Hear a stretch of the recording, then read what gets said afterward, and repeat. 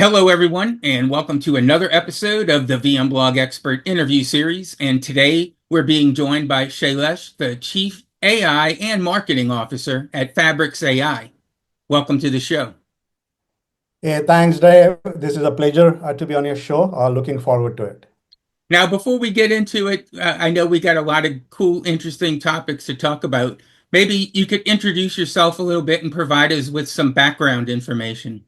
Sure, Dave. Yeah. So I'm the Chief AI and Marketing Officer here at CloudFabrix. Been here about Fabrix.AI, right? So we just relaunched ourselves. We'll talk about that. But I've been here about a little over 3.5 years, right? So been in the Valley for 25 plus years. Worked for big and small companies in the Valley, including NetApp, EMC, HP, Brookhead, and so on. Most recently, before coming to Fabrix, I was the head of AI at Veka. Before that, we sold our previous startup, SwiftStack, to NVIDIA. So I come from an deep learning and high performance computing background, have a lot of vertical expertise around vertical areas, whether it be fintech, whether it be Industry 4.0, whether it be telco, whether it be autonomous vehicles, and so on and so forth. So I have a very broad background. Now, I've been following you guys for quite a while now. And like you just mentioned, the company just recently rebranded from CloudFabrix to Fabrix.AI. What prompted the evolution and why was this the right time to emphasize the AI aspect of your business? Yeah, that's a good question, right? So, in fact, we rebranded ourselves beginning of this year, and kind of just to back up, when you look at the product market fit, there were two or three different inflection points happening, right? So the market has evolved. So we started as really an AIOps and observability company, okay? And from there, if you look at the evolution from an AI perspective, AI itself has evolved from what we call perception AI, which is more like, you see these Waymo cars, been driven in San Francisco downtown. That's all about computer vision, right? So a lot of training, a lot of supervised training. From there, we came to generative AI, which was more around and request and response, conversational AI kind of an phrase. And now the market has evolved into agentic AI, where there is a lot more autonomous capabilities and so on. And now going to what is on the horizon is really what we call physical AI, or the ability to actually the physical world interacting with the digital world, right? So the market has evolved. If you look at the customer requirements, they have evolved as well, right? So we went from with AI ops and observability showcasing dashboards or storyboards as we kind of we launched last year, I believe, and looking at tickets to actually taking some action. Okay, so that is how from a customer perspective the market has evolved. It's really become a lot more outcome based, and it's moved from really product centric to workforce centric. That means, hey, I'm not just looking at the product to solve my problem. Hey, how can I look at, hey, how can I reduce my SRE count by a factor of two, right? Or maybe my DevOps count or my IT ops count by a factor of two. So that's the customer angle which has changed. And we've been very much on the forefront of innovation, as if you've been following us, right? So even with AI ops, we already had our data fabric, right? So we quickly realized that, hey, AI is only as good as the data at hand. So the data fabric was responsible for 1,000 plus data source integrations in a very unique way, what we call bot based. Okay. And then bringing in all that data, normalizing it, enriching it with the context, and then leveraging AI. In addition to that, with all this evolution, what we added was the AI fabric and the automation fabric, right? And the concept is very similar. Fabric by nature is any input to any output, right? And we have kind of stayed with that philosophy. So even in the AI fabric, we provide you an option of a different AI models, right? Because the models are different for reasoning. Some are good at reasoning, some are good at inferencing, some are good at training, right? So we provide that choice based on the task at hand. Same thing with automation. We have our own workflow engine, but we also work with other engines like Ansible or Canunda and so on and so forth. So that's kind of a little background around what prompted the change. Okay. So while I have you, since you are the chief AI officer, that you're a great person to ask this question. For listeners who aren't very familiar with agentic AI, could you explain what it is and how it differs from traditional AI implementations? Yeah, absolutely right. And I think that's really, we are at an inflection point with AI. So if you, as I alluded to earlier, the evolution of AI has been really from what we call perception AI, right, to generative AI, to agentic AI and physical AI. So if you look at generative AI, which was really, 2023, 2024, and really Chat GPT kind of, democratized it. But that was more around request and response, right? It was about conversational AI. You ask the LLM a question, it responds back. In agentic, what happens is when you give it a task, a goal, or an objective, it basically the operative phase is react. That means it's reasoning and it's acting, right? And what that really means it when you give it a task, it's actually deliberating. It's actually going iterating on that task before it gives an answer, right? From its perspective, it's trying to achieve the highest accuracy it can possibly, right? And what that means is when you give it a task, it breaks down into what we call chain of thoughts or graph of thoughts, right? So these are subtasks, and then it kind of coalesces all of that feedback into a single response to that particular task or that objective. So that has been the main difference between agentic. And again, one critical thing is the LLM is at the decision making, right? So, and it comes with its pros and cons, right? So obviously, the con side of that is, so now the LLMs are able to reason, but the con side of it is really now, the LLMs are still stochastic in nature, right? They're non-deterministic. So how do you provide guardrails to make it really enterprise ready? Because the use cases we are kind of catering to are really enterprise use cases, right? So that's in simple term what I mean by agentic. And there are a few things which are important for agentic, particularly when it comes to the operational world, right? Which is what we deal with. So there is a lot of hype. Everybody is talking about agentic. There are a lot of agentic frameworks out there. You probably may have heard about, Autogen and Crew and so on and so forth. Most of those frameworks operate in the BI world. Okay, the operational intelligence world is different, and I'll kind of point out at least two or three differences. You need to keep in mind.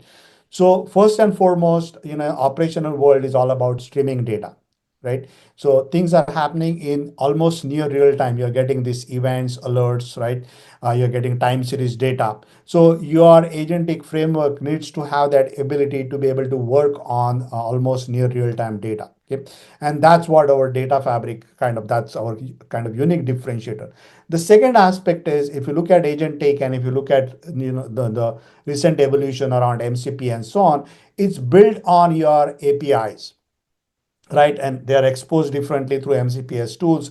But again, APIs, the ability to kind of work with your ecosystem. So as I said, we are almost 1,000 plus data source integrations already with the data fabric. So that kind of, provides you an unique kind of capability. And the third thing is, looking at gathering that data wherever it resides, right? It could be coming from the edge, it could be coming from the cloud, it could be coming from the data center, right?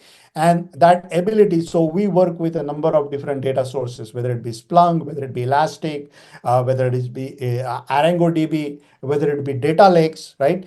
Plus, we are able to handle the real time. So these are some of the things which you need to keep in mind when you're looking at an operational intelligence platform, right? Which is very unlike to the BI world. Yep. So those are some of the capabilities I would assume customers should be looking for. Now, continuing on that topic, I've heard your company recently describe a progression from fine tuning to RAG to agentic RAG to model context protocols. Could you walk us through this evolution and why it matters for enterprise operations? Yeah, so again, I think that's a very deep question, right? And I'm glad you picked up on one of my slides when we did the AI demo day. So, I mean, again, LLMs are all about the context, right? So they are only as good as the context you generate. And there have been different evolutions. So the first generation of evolution has been primarily around, what we call, um, uh, test time scaling, right, which is essentially inferencing, and that's kind of democratized, right? So now when you look as to how you build that intelligence or context with the LLMs, right? So previously, it used to be all supervised learning. So only a few organizations with a lot of muscle power in terms of compute, in terms of training data, could be able to do that. That evolved into fine tuning, where you are now actually more or less it's the same concept, right? But you're fine tuning an already trained model. Okay, you're not training it from the scratch. The model is already trained in a particular domain, and you're doing kind of retraining of that model to your domain specific. Again, very stale data, right? If the data changes, you have to go through that entire in its entirety. Then came RAG, retrieval augmented generation, which was a more kind of a progression from training the model through fine tuning. And it was based on index data, right? But still, that index data, when it came to real time data, new data had to be re-indexed and so on. Okay. Then came agentic RAG. So agentic RAG was actually combining the principles of AI agents, right, which is what I told you about, the deliberation, the reasoning, and so on. At the same time, also using the index data, right? It was still based on index data, so had that same cons associated with RAG. And then came MCP, right? And MCP is the Model Context Protocol, which Anthropic released probably last December or so, 2024, is really going to change this in a very profound way, right? And what MCP really does, which a lot of people kind of miss on the approach of MCP, it's not just about a gateway. It's really about pretty much giving an manual, a tools manual to the LLM. Okay, and then you're feeding the LLM with the prompt and these tools, and you're letting the LLM decide, hey, what's the appropriate tool it needs to use for the task at hand, right? So it's going to be a very profound change, right? All your if then else construct to build logic is now going to be changing, right? Where you have the LLM at the decision making, right? But again, as I said, all of these approaches have their own kind of cons, right? So you got to be ensuring that there is no hallucinations when you have a lot of these tools, particularly in the operation world. But actually, that answers that probably kind of give you clarity on what I meant by how do you actually infuse the domain expertise within a model. Now, one of the what I think really interesting aspects of your platform is the AI persona-based guardrail system. How does this governance framework balance autonomy with control? Yeah, so again, as I said, with the promise of LLMs, right, it also comes with the challenges, right? And unless you have the right checks and balances, it's going to be very erroneous, right? The agents are going to be working very erroneously, resulting into some really kind of bad things in the environment. And that's why guardrails become a very important building block for AI agents, right? And in our case, we have guardrails at different levels. So as I said, you have to have guardrails at the LLM level where you're checking for toxicity, you're checking for, doing prompt injection, you're doing, looking for, biases and ethics and all of that. Then you also need guardrails or even security for that matter for data, right? Because that's really the gold mine for the AI agents.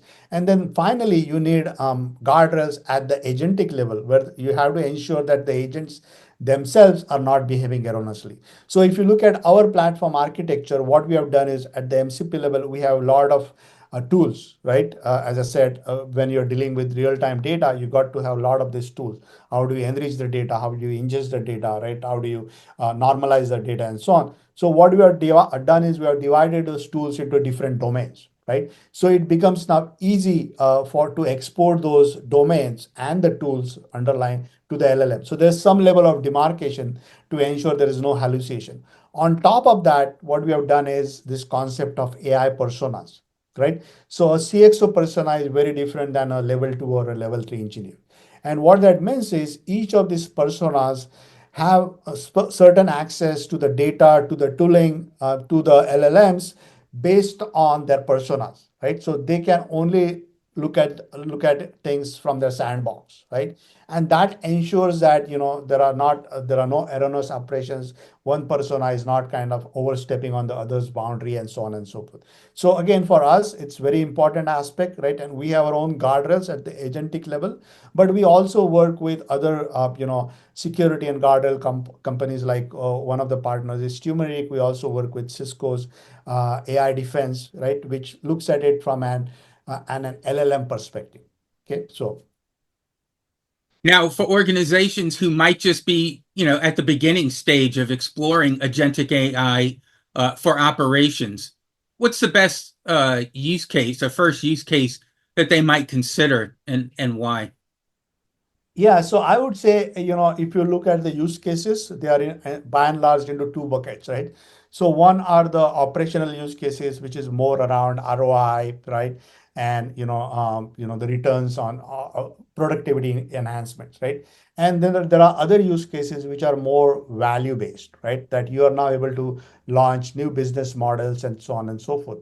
So our premise is we'll provide some examples of out-of-box agents, right? But we are really going to leave it to the partners and the end customers, right, to build their own AI agents, right? And the platform allows you to do that through what we call our agentic studio, right? So you can give a conversational phrase, and the LLM will now generate what we call a task graph. You can test each and every task based on the best LLM at hand, and there is all of this checks and balances, right? So you get the observability, you get the explainability with every step of the way, which is extremely important for this task. Okay, and then actually put it into production, right? But the use cases themselves, my advice would be, as if you hear BCG, right, the Boston Consulting Group, talking about AI agents, right? It's really 10% is about LLMs and the algorithms, right? 20% is really about the data at hand and the infrastructure you have, right? And 70% is really people, process, right? And so on. So there is also some change management at an organizational level you need to be able to take care of. But again, coming back to the use cases, I would say start with the operational use cases or productivity use cases, right? So things like, I would give you some simple examples. So one of the telcos whom we've been working with, right, was doing access control list changes, right, in a manual way, right? So somebody used to do access control, and then they had to be approved and so on. And they actually, somebody inadvertently did some access controls which were not appropriate, right? And by the time they were kind of, they were identified and they were remediated, going through that whole human bureaucracy process, they already had 8 hours of outage, right? This is where an AI agent could be an absolutely and best equipped to handle these kind of use cases, where you still have human oversight, right? So you still have what we call human in loop or human over loop. But for the most part, it has cut down on those manual processes by automating them, right? And being able to take action a lot more sooner, right? In those kind of scenarios. So those are some of the productivity use cases I would start with, then eventually look at, hey, what are my value-based use cases where I can think of launching new services and so on. Now, I haven't talked to any companies out there lately who aren't doing something with AI. From your perspective, what organizational changes or new skills do IT operations teams need to develop to successfully adopt and manage agentic AI systems at their company? Yeah, so that's again, I think that's a very important question when it comes to adoption of the AI agents, right? So organizationally, you got to be able to understand that you cannot automate a broken process, right? So there's no point in automating it; it's still going to be broken. So you got to ensure that you are kind of retooling your process to cater to this new agentic era, right? And what that means is being able to begin with to bring and understanding of what AI agents do, right? So this is not about eliminating jobs, but it's really about retooling, right? So now you have your SREs, which can be doing a lot more better work, right? More strategic work than doing just the productivity. When I talked about, that value based use cases, right? They would be focusing more on those value based use cases than actually just doing productivity improvements, right? So that's the change. Organizations need to understand, need to educate their people, need to kind of adapt to, right? Before these things actually start showing a value. So that I think is a very important piece of the puzzle when it comes to agentic AI. Now, I don't want to ask you to give away any trade secrets or anything, but from what you can tell me, could you talk about what your roadmap for Fabrics looks like over the next maybe 12 to 18 months? Yeah, so again, I mean, without giving out too many details around the roadmap, but I think what is going to transpire from now in next 12 months or so is really building the ecosystem, right? Because we believe that the agentic world is not going to be a single vendor world, right? It's going to be, different vendors bringing in their domain. Like, for example, in the say, just taking an example of the telco domain, right? So maybe RAN is something Nokia does well, right? Or maybe there is Ericsson doing something else, right? So and everybody is going to build this agent. So the agentic framework or the platform needs to be able to adapt to this ecosystem, right? Which we have already started on. So we work a lot with Cisco agency, right? So it's an open source forum from Cisco incubation arm called Outshift, right? But we also work with Cisco's other teams when it comes to telco and so on. Similarly, we work with IBM Consulting. Again, we have already had our partnership with consulting for AIOps. We are now extending that for agentic world. And then also the startup ecosystems, which are like us on the forefront of innovation, right? So one of the startups is Turmeric, but there are other startups what we are looking at as well. So it's really about building that ecosystem so that we can be that trusted advisor to the customer who is going to adopt this journey. Now, if listeners want to learn more about Agentic AI or see your platform in action, what resources would you recommend? Yeah, so please go to our website, right? So we just conducted, 2 weeks back, we had our AI demo day where we actually showcased some of the hands-on demo on as to how to basically build an agent, run an agent, scale an agent, and so on and so forth, right? And this is also a multi-agent world, how to leverage protocols like MCP and A2A and SCP and so on and so forth. So that's one good resource you can go and kind of it's available on demand. We will also be at Cisco Live and then Splunk Conf in Boston in September. So Cisco Live is coming up in probably 2 or 3 weeks. We will have our own booth, booth number 2440 if you are at Cisco Live. So feel free to come visit us or at any point just reach out. I will be happy to provide you, demos and so on and so forth. Great. Well, I know AI is a hot thing right now, and the next 12 to 18 months are going to be a wild roller coaster. So I appreciate you taking time and providing us with some great information on that topic. And I wanted to thank you again for taking time out of your schedule to join VMblog today. Yeah, no, thank you, Dave. It was a privilege to be on your podcast, right? And there were some good questions we kind of talked about. So yeah, looking forward to this. Thanks, Dave. Again, I appreciate the time. All right. Take care and have a good couple of trade shows coming up. Thank you. Thanks. All right.